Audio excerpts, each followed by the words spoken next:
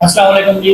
कुछ दोस्त कहते हैं जो देसी इन्वर्टर होता है ये सेल्फ कंजप्शन नहीं करता। जब भी देखते हैं बावड़ा इसकी ज़ीरो होती है। ये बावड़ा से कुछ नहीं लेता। जब इसकी आउटपुट पे लोड डालें तो फिर ही इधर लोड आता है। अदरवाइज रात के टाइम पे इसकी जो शेयरिंग होती है बावड़ा से वो बिल्कुल ज़ीरो हो जाती है बगैर लोड के, यानी कि इसकी सेल्फ कंजप्शन ज़ीरो हो जाती है। तो हम आज चेक करते हैं कि वाकई इसकी सेल्फ कंजप्शन कुछ है या नहीं।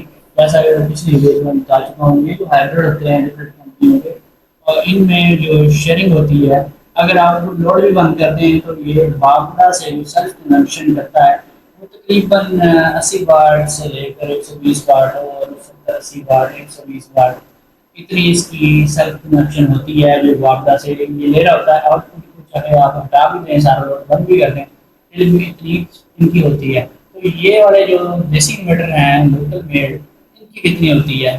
तो अगर आप इस वापडा इनपुट को चेक करें जो इधर से वापडा आ रही है तो 243 242 वोल्ट है, यहाँ पे ज़ीरो है। लेकिन ये ज़ीरो हरगिज़ नहीं है, इसकी भी कुछ ना कुछ सेल्फ कंजप्शन होती है जो कि ये एवरी टाइम वापडा से लेता रहता है। यहाँ पर ये सोलर वाला ब्रेकर है, इस टाइम सोलर तो अवेलेबल नहीं है। और ये जो है इसका ये आउटपुट का ब्रेकर है। तो आउटपुट को हम वैसे इसके ऊपर लोड नहीं है और ये ऐसे ही थोड़ा बहुत कर रहा है, लेकिन लोड बिल्कुल हटाया हुआ है। लेकिन मैं फिर भी इसको ऑफ कर देता हूँ।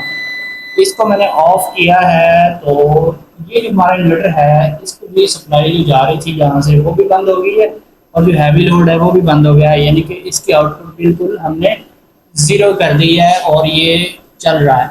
और वापडा से यहाँ पर देखें तो ज़ीरो एम्पेयर है, यानी कि यहाँ पर सेल्फ कंजप्शन इसकी नहीं शो हो रही। तो सेल्फ कंजप्शन जो है कभी भी आप एम्पेयर की फार्मूला चेक करें, इसको आपने यूनिट्स की फॉर्म में चेक करना है जो टोटल एनर्जी ये यूज़ कर रहा है।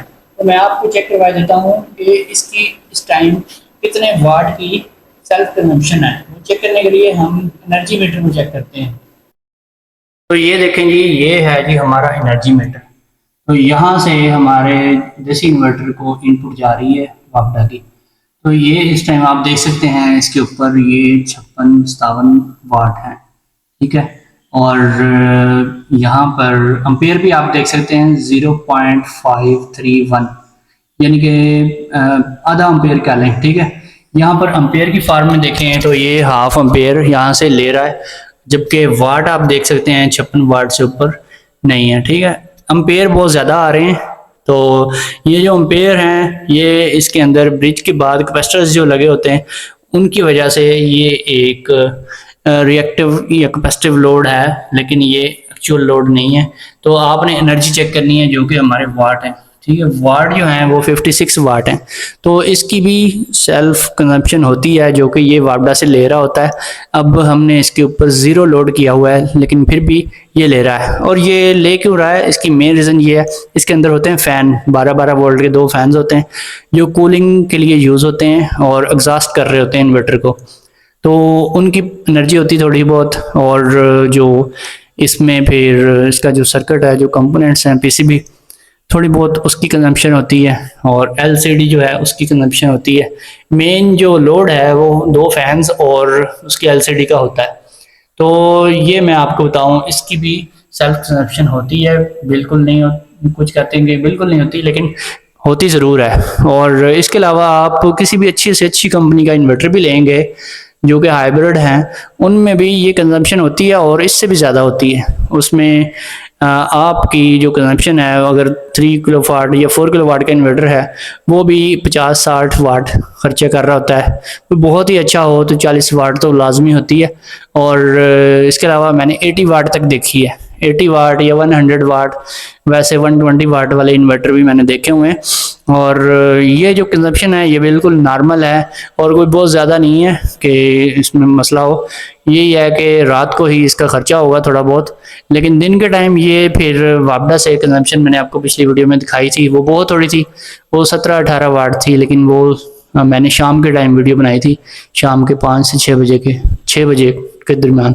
तो फिर मैं दिन के टाइम दोपहर को भी आपको चेक करवाऊंगा इसकी कंजप्शन कितनी होती है, वापडा से कितनी ले रहा होता है शेयरिंग के दौरान, ठीक है।